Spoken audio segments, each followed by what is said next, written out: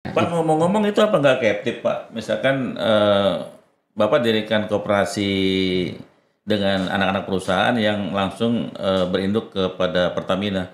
Apa ini nggak pilih kasih Pak? Vendor lain nggak kebagian? Atau Bapak tutup atau gimana nih?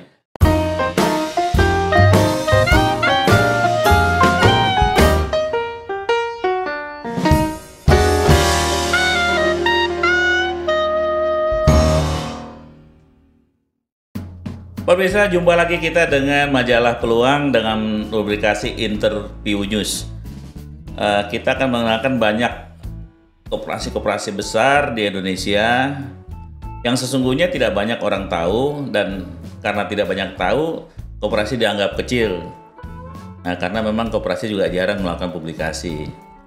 Nah, sekali ini kita akan coba berkenalan dengan koperasi tanker Pertamina perkapalan di daerah Tanjung Priuk.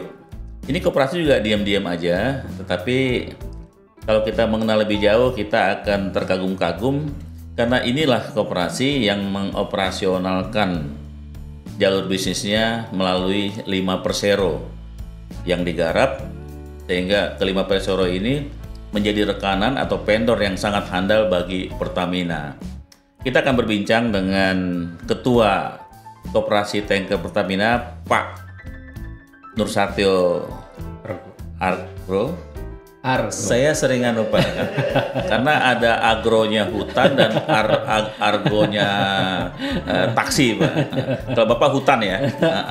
Argo ya, iya, Argo. Argo Lau gitu ya, Pak ya.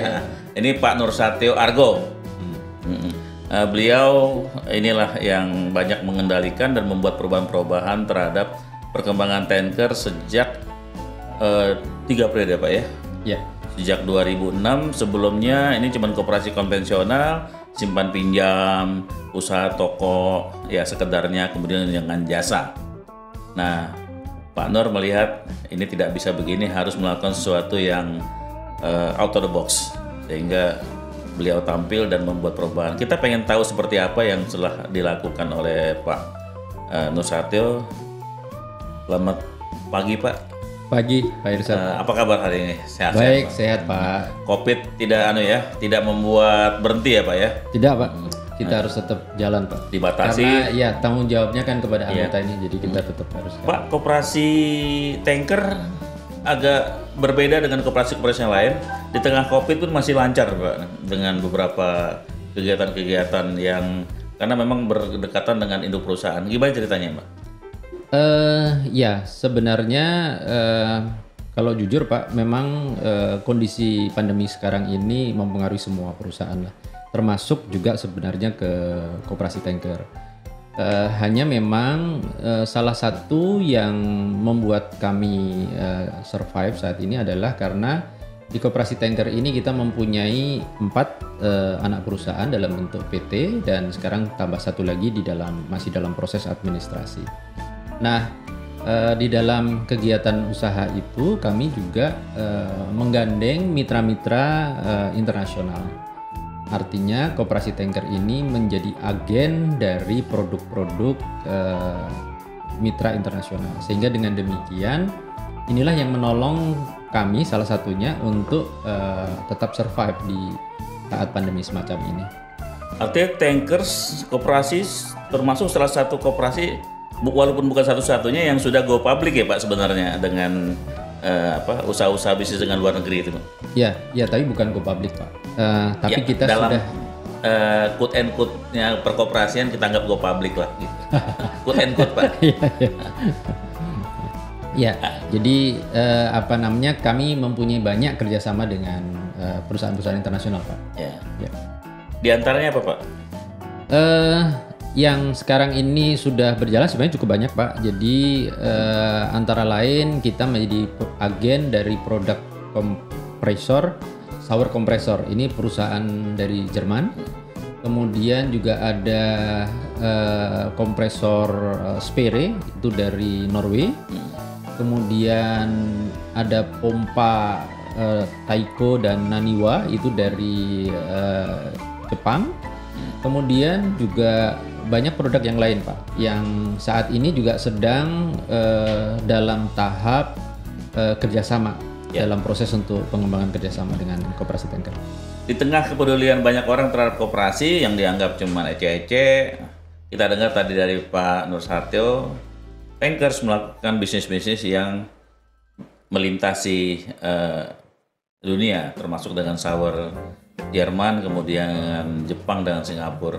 Tidak banyak orang tahu mengenai perkembangan yang terjadi di perkoperasian, karena memang publikasi kita rendah dan orang juga tidak banyak berkiblat ke dunia koperasi yang memang berbau sosial, yang sejarah di masa lalu memang dianggap sebagai hanya sekedar alat perjuangan. Pak Argo, itu ketika Bapak merancang koperasi dengan sentuhan-sentuhan out of the box itu, bagaimana Pak respon dari Pertamina Perkapalan? Sebenarnya di awal dulu Pak, koperasi tanker ini juga samalah dengan koperasi-koperasi yang lain ya. Kami melaksanakan koperasi ini secara konvensional, simpan pinjam lah, kemudian aktivitas toko kecil-kecilan gitu ya, memberikan suplai kepada anggota, kemudian kalau pekerjaan-pekerjaan nge-sub project gitu ya. Tapi kami melihat bahwa sebenarnya koperasi itu bisa dikembangkan menjadi satu usaha yang maju gitu ya. Karena asal kita mau mengerjakan sesuatu dengan profesional, pintu itu terbuka. Nah, di awal tahun 2006 kita melihat bahwa peluang itu terbuka, karena sebenarnya di dalam kepengurusan koperasi tanker itu juga hadir teman-teman dari Pertamina, teman-teman dari outsourcing yang selama ini mensupport kegiatan di Pertamina Perkapalan. Nah, oleh karena itu pada waktu itu kita memutuskan untuk kalau vendor-vendor yang lain itu dalam bentuk PT, dia bisa mengerjakan banyak pekerjaan di Pertamina Perkapalan, kenapa kita tidak? Oleh karena itu kemudian kita mulai membentuk PT. Nah, PT ini tentunya dengan satu harapan bahwa kita bisa bekerja dengan lebih cepat, lebih profesional. Karena kadang-kadang kalau kita membawa bendera koperasi itu kadang-kadang orang itu bilang apa sih ini siapa sih ini? Masih masih underestimate. Iya, masih underestimate. Padahal sebenarnya banyak koperasi-koperasi yang bagus, yang sebenarnya kalau di manage dengan baik juga gak kalah dengan PT-PT ataupun perusahaan-perusahaan. Oleh karena itu kita melaksanakan itu. Dan kemudian kita berkembang tidak hanya membuat PT, tetapi kemudian tadi kita mulai mengerjakan pekerjaan-pekerjaan yang memang sesuai dengan bidang keahlian teman-teman. Karena memang sebagian besar anggota koperasi ini adalah memang karyawan di Pertamina Perkapalan, sehingga mereka ini sebenarnya memang sangat paham dan sangat profesional di dalam pekerjaan yang berkaitan dengan kapal. Baik itu repair, itu maintenance, dan itulah yang kemudian menjadi landasan bagi kami untuk mulai bergerak dan mengembangkan koperasi ini. Jadi semua pekerjaan ini spesifik, Pak ya? Ya, lebih spesifik kepada bidang perkapalan. Pak, saya pernah lihat ada semacam ngelas di bawah laut itu, Pak. Underwater activity. Underwater, apa itu Pak istilahnya, Pak ya? Ya, underwater activity ya. Ya, underwater activity itu sampai 25 meter, itu termasuk tanker juga punya ya, koperasi tanker? Ya, jadi kita dulu di Pertamina Perkapalan sendiri juga ada Pak, penyelam-penyelam. Tetapi karena Pertamina itu mempunyai pelabuhan yang banyak, kapal yang banyak, pelabuhan Pertamina itu sekitar 120-an dan kapalnya jumlahnya banyak ratusan. Nah, untuk perbaikan itu memang biasanya membutuhkan juga teman-teman penyelam. Nah, oleh karena itu koperasi tanker juga menghimpun beberapa penyelam yang non karyawan Pertamina. Nah, Pak, ngomong-ngomong itu apa nggak captive, Pak? Misalkan Bapak dirikan koperasi dengan anak-anak perusahaan yang langsung berinduk kepada Pertamina. Apa ini nggak pilih kasih Pak? Vendor lain nggak kebagian? Atau Bapak tutup atau gimana nih? Enggak Pak, karena semua aktivitas di Pertamina itu kan untuk pekerjaan kan dilakukan dengan tender Pak. Tender. Jadi kita open tender Pak. Dan sering juga kami kalah Pak di dalam tender. Dan itu jadi bukan dianakmaskan gitu ya, karena koperasi dikasih gitu enggak ya Pak ya? enggak loh Pak. Ininya kan semuanya pakai mekanisme tender. Jadi menurut saya fair saja gitu. Jadi kami kalah juga biasa Pak. Jadi bukan kami harus menang di dalam tender, enggak Pak. Jadi real di dalam kadang-kadang dalam sebulan kami juga bisa nggak dapat pekerjaan, bisa ada pekerjaan. Jadi fair seperti vendor-vendor yang lain juga. Ada berapa Pak corporate atau PT yang ada di bawah Tanker sekarang? Kalau di bawah Koperasi Tanker ada 4 Pak. Tadi 4 yang sekarang ini sudah full berjalan. Kemudian 1 dalam proses untuk administrasi Pak. Mudah-mudahan itu yang unit bisnis Pak ya. Ya. Kalau yang interaksi dengan anggota, simpan pinjam, toko dan jasa masih juga tetap ada. Ya masih. Jadi di koperasinya sendiri menjalankan simpan pinjam dan juga ada unit bisnis usaha di situ. Tetapi di samping itu kita mempunyai juga 4 anak perusahaan yang pure murni di bisnis. Tetapi simpan pinjam ada di Indo, ada di koperasi kita Pak. Ya. Jadi ini menarik. Koperasi ini bermain di 2 kaki. Yang pertama adalah tetap melayani anggotanya dengan proses simpan pinjam. Tokonya juga ada, kemudian jasa juga ada. Masih melayani ngurus SIM sama BPKB barangkali ya. Tetapi yang kira-kira bisa memberi penghidupan yang lebih layak kepada anggotanya adalah dengan mendirikan Persero. Sekarang sudah ada 4 dan konon mau 5 ya Pak ya? Iya, dalam proses. Pak, kalau Persero ini cuma hanya dengan Pertamina, apa Pak? Apa nggak ragu gitu loh ke depannya? Atau Bapak main juga keluar? Ya, awalnya memang PT-PT ini kita bentuk memang untuk melayani atau mensupport Pertamina Perkapalan. Tetapi di dalam perkembangannya, karena memang teman-teman kemudian menjadi lebih profesional di dalam pekerjaannya dan melaksanakan itu dengan sistem yang bagus, maka sekarang kita juga melayani perusahaan-perusahaan non Pertamina. Oh, keluar juga ya? Keluar juga ya. Misalnya kemana Pak? Ada Samudra Indonesia, itu perusahaan perkapalan. Kemudian ada misalnya Pupuk Indonesia.